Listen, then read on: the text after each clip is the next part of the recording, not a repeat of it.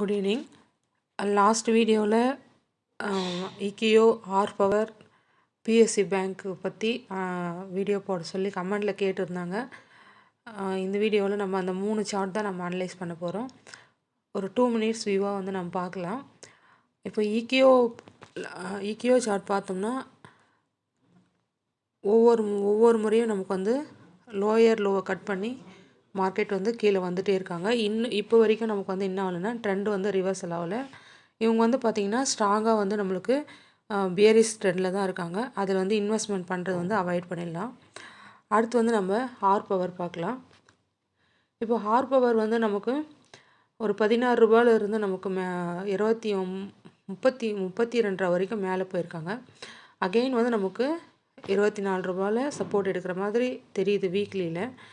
நமக்கு weekly candle 28 ரூபாய்க்கு மேலே க்ளோசிங் வந்தாலோ இல்லை 29 ரூபாய்க்கு மேலே க்ளோசிங் வந்தாலோ நமக்கு அங்கேருந்து 37 ரூபாய்க்கு மேலே சஸ்டெயின் ஆகும்போது 42 ரூபா வரைக்கும் போகலாம். இது வந்து நமக்கு வந்து ஸ்ட்ராங்காக வந்து இந்த 32 ரூபா வந்து நமக்கு ஸ்ட்ராங்காக க்ளோசிங் வச்சா தான் 42 ரூபா வரைக்கும் போகிறதுக்கு வாய்ப்பு இருக்குது. சப்போர்ட் வந்து 24 ரூபான்றது வந்து சப்போர்ட் ஏரியாவாக இருக்கலாம். இது வந்து ஒரு ரிஸ்க்கான ஒரு இன்வெஸ்ட்மெண்ட் தான், ரிஸ்க்கான இன்வெஸ்ட்மெண்ட்டாக தான் இருக்கும். ஸ்டாப் லாஸ் வந்து ஃபாலோ பண்ணிக்கணும்.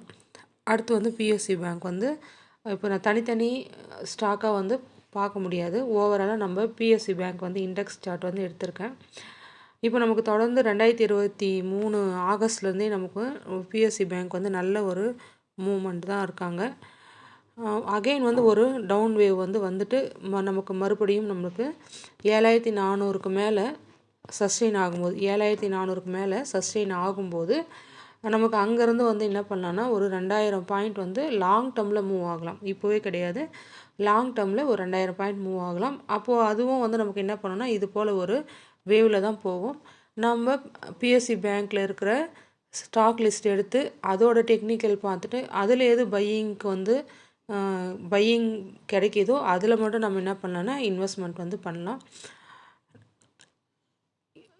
இப்போ இருக்கிற இது பார்க்கும்போது பிஎஸ்சி பேங்க் வந்து ஒரு சின்ன கரெக்ஷன் வந்துட்டு நமக்கு வந்து என்ன பண்ணலான்னா மேலே போகிறதுக்கு வந்து வாய்ப்பு இருக்குது. எந்த இன்வெஸ்ட்மெண்ட்டாக இருந்தாலும் அந்த ஸ்டாக் வந்து நம்ம அனலைஸ் பண்ணிவிட்டு எடுக்கணும்.